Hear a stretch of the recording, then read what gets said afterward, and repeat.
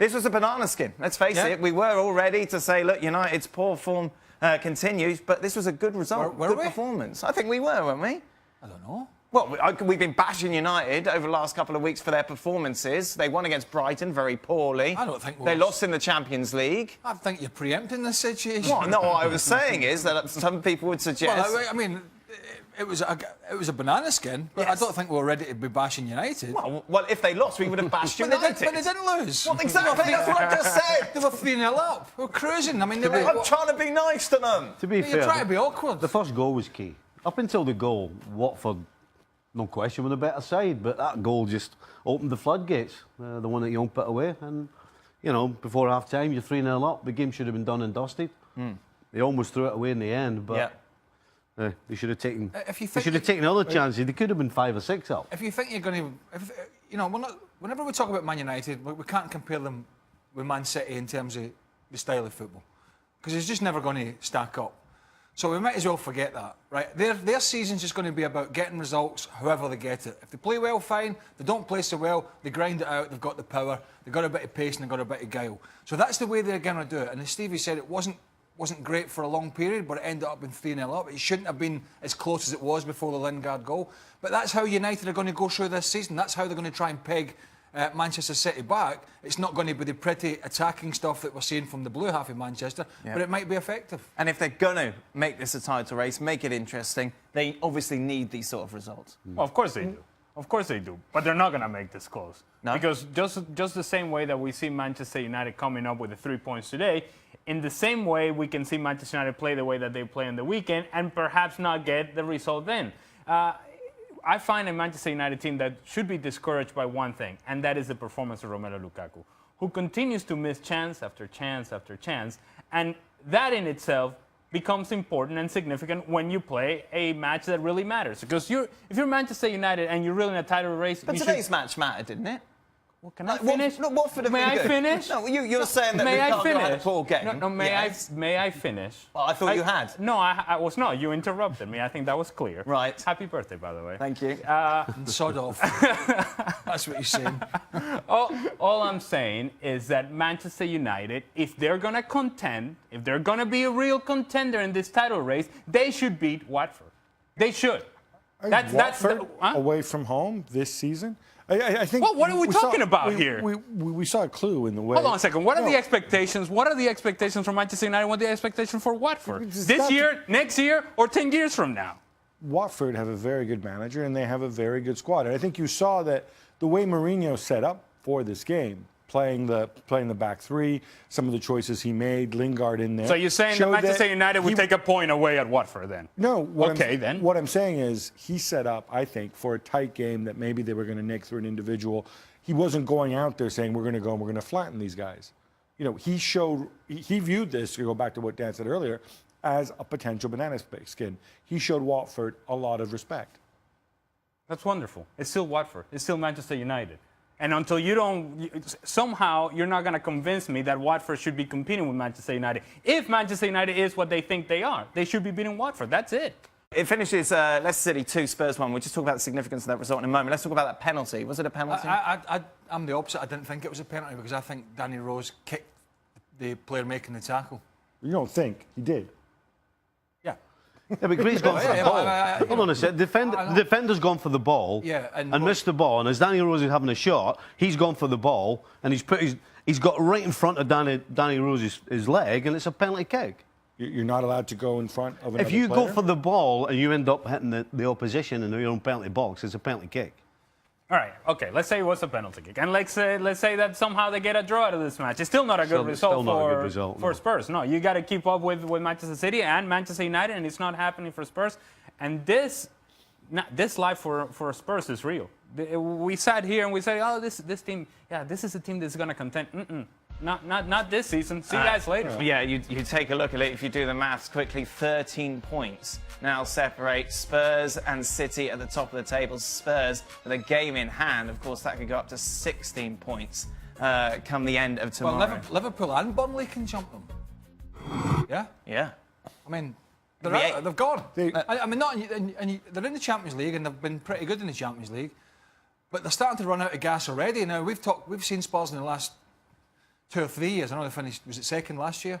But they were in pole position to finish second the year before, and they faltered at the end. They're leaking gas already, and it's not even Christmas. I mean, this love-in with Pochettino, and we talked about it yesterday. It's Poch. Yeah. You know, there has to be some questions. There has to be questions. And the other side of the coin is when Alderweireld shows Mahrez inside, which is a mistake in the first place on his left foot, then Davinson Sanchez has got to step out. He's got to step out. Once he shows him inside, he's got to step out and put pressure on. And that's where the problems are, defensively. This sports team for me, since Pochettino's come, Pochettino, it was built on a defensive shape, a defensive rock that gave nothing away. And then you had your Harry Kanes and your Dele Allis that would get goals. I mean, think of all the draws they've had over the last couple of seasons. Because even though they weren't scoring, they were keeping everybody out. They can't keep a clean sheet anymore. Let's go to Mr. Pochettino, love. And Mr. Spurs. I think it's a combination. It's a combination of things. I mean, there's also people like Wanyama, Dembele's been out for a bunch. In this run, they've also beaten Real Madrid and Borussia Dortmund, who aren't very good at the moment. Let's not pretend anymore that result against Borussia Dortmund means anything. It is Peter Bosz. You're right. All right, touche. But I think that was easy. there you go. Peter Bosz, quick. But I think there's also certain realization. Dele Alli this season, for whatever reason, is not the Dele Alli that he was last year, and he's certainly not the Dele Alli that people want him to be. I think he's going back to being. He's a young player, and he's going to have his ups and downs. Davinson Sanchez is another one. 21 years old. He looks great at Ajax. He comes in. He's got great potential in front of him. But what you said about showing Mahrez onto, in not stepping up when Mahrez, I mean, these are things that I think you pay a price for inexperience, and this is something that Pochettino needs to fix. I'm not sure that also, the back three worked for them last season. I don't know that it's something you necessarily need to continue either. Aubameyang to Chelsea. Let's start with that. Oh, we've started already. It started. Oh, my God, it's not even December yet. Shut up. Well, look, obviously Dortmund not doing well. Aubameyang made it very clear last summer and the summer before he wouldn't mind moving somewhere bigger. Chelsea could use another striker. I think it's Aubameyang's people being busy right now. I think from Chelsea's perspective, until I think they might be a little bit slow to this. I don't think this is something that happens in January, by the way, because also it's cup tied in Europe. Simply because there's still the question mark about who their manager will be next season, whether Conte is going to be around. In the short term, I'm sure Conte would rather have him than not have him. Right, okay. Have we updated this? Is it the Gabometer or is Correct. it the Gabometer? Gabometer. Has it been updated, the graphic, or what? I don't believe so. Been, Not ready. refreshed? It's getting revamped, ready for our new studio Revamped, as well. It's all graphic, going to little come brighter, a together. little sharper. Hopefully Gab's the same. Right, Aubameyang to Chelsea. Come on, Stevie. Do you like this? If Aubameyang wants to go to Chelsea and sit on a bench, then yes, on you go. But it helps the rotation, doesn't it? By the way, wasn't he taking pictures, all dressed in blue? On getting on that plane, wasn't Getting it? on the plane. What happened to that plane? Oh, I don't know. Plane Got- took got off. delayed. All right. It makes sense. It makes sense for Chelsea. It doesn't make any sense for Aubameyang. As I said, does he want to play every 4 games? I don't think but so. This Chelsea stage of could his have a career, new he needs to manager go in somewhere 6 and play. months. That's the reality. Chelsea could have a new manager So will who plays a Dortmund. different system in 6 In less time. What about David Luiz to Real Madrid? I'd love to see this happen just to watch David Luiz and Sergio Ramos. Oh, your beauty! If this happens, his age. I think David Luiz's advisors, they kind of know the score, but again, they too know that Chelsea could have a different. Is he out of manager Chelsea system. with regards to Antonio Conte? Does he prefer Christensen and? I think Cahill? he really likes Christensen, but despite what he says, Conte also has an affection for older players who bring experience. But Christensen's just been too good, I think, to ignore, and I think he's surprised them. And I think he wanted to send a message with the David Luiz thing. He did it. I think we will see David Luiz again in a Chelsea shirt and playing with some regularity. Maybe not ahead of Christensen. David Luiz to Real Madrid, worth the gamble if you're Madrid? I don't think so. And I don't think that's the case for David Luiz either. I look at David Luiz, and he had sort of a resurgence in his career with Chelsea. Yeah, last year. And then he had the performances that he had. There weren't any of those sort of mistakes that we come to associate with David Luiz. You thought that there was something there between him and Conte moving forward. And now so quickly, just as quickly as he came onto the scene with Chelsea and played so well last season, just as quickly he seemed to have disappeared, and then that's it, game over. I don't think it was necessarily issues on the pitch as much as it was issues off it. What was he doing? There's also just, I think, there's stories that. What sort of stories? Maybe Conte wasn't super thrilled with some of the things he saw in training from David Luiz, and I think that may well be part of the reason why he said, look, I have this guy Christensen who I think is just as good and he's going to be around longer, so let me go with him ahead of David Luiz. And at the same time, I'm going to send a message to the team about the standards that I expect in games and in training. Of course, the big story in Italy over the last 24 hours was Gattuso coming in as the new coach of Milan. Gab, were you surprised about the firing and surprised about the hiring, I suppose? I think the timing of it was a bit odd, and Montella said so as well, because they got a whole run of easy games, or on paper easier games coming up, and I don't think their performances have been as bad as their results. I'm not surprised though that they turned to Gattuso, because obviously he was in-house, he was managing the youth team. He'd only just come this summer, and obviously they keep the whole continuity with the Milan man and whatever else.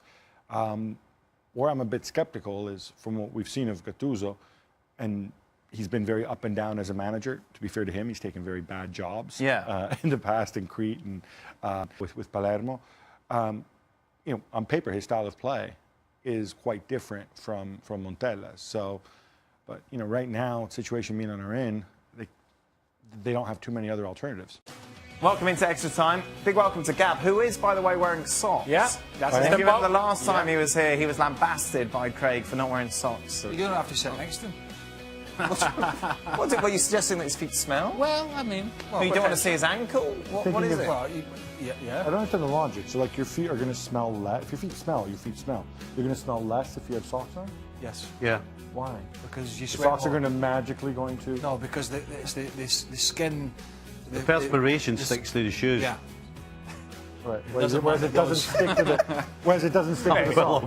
For smelly. for your feet smell questions, goes to Steve. I'm well up on that sort of stuff. Thank you for your questions. Does Dan have a defence for those pictures being taken? I was young. Oh, no. Come on, throw the innocent bit in. So there's Alison next to me, of course, does the show. Oh, no. Charlie Webster, who does Sky now in England. That's my mate Joel in the middle. He's now in Argentina. Is Alison wearing cowboy I work boots? for Liverpool.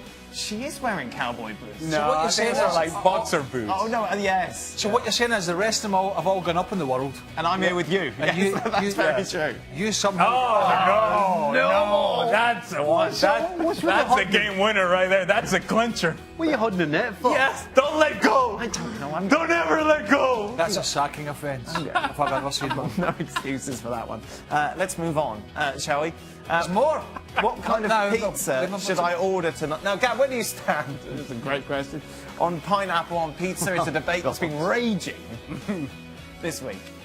As an Italian, you must embrace it. Yeah, although, I mean, pizza's not from my part of Italy. Oh, my goodness. What do you mean? They don't have pizza from all of Italy? What, you mean your part of Italy? Where's your part of Italy? Excuse me, can I have a pizza? Oh, you're in the wrong part of Italy. All right, egg and Gotta keep going. Gotta keep going. We have McDonald's in Italy too. What does Gotta it mean? keep going. It's not part of my culture and my heritage. You because Italians I'm think not... you've got the patent on food, don't you? The Spanish have got better food. There you go. Stop it. Exactly.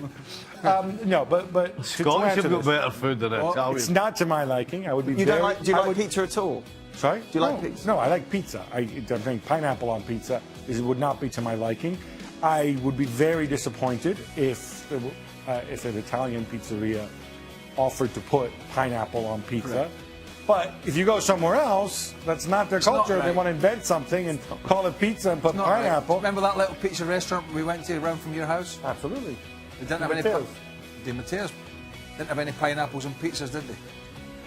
They did not have that would not be appropriate. Right. But it's fine. You want to put pineapple, you want to put Exactly. rat poison, go for it. Whatever you like.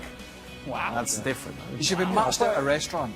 Even a Don't be so takeaway. ridiculous. Even a phone in. Listen. Even the phone in. Yeah, if you I am- phone in and say, can I have whatever pick pizza and put some pineapple on it, they should say, OK, sir, come in 20 minutes. It's- When you come, they should just throw the pizza in the bin, and march you out the shop. Well, that's bad business. It's a form of That's how we cultural. make money, yeah. It's a form of cultural appropriation, is what it is. We're happy to share with the world.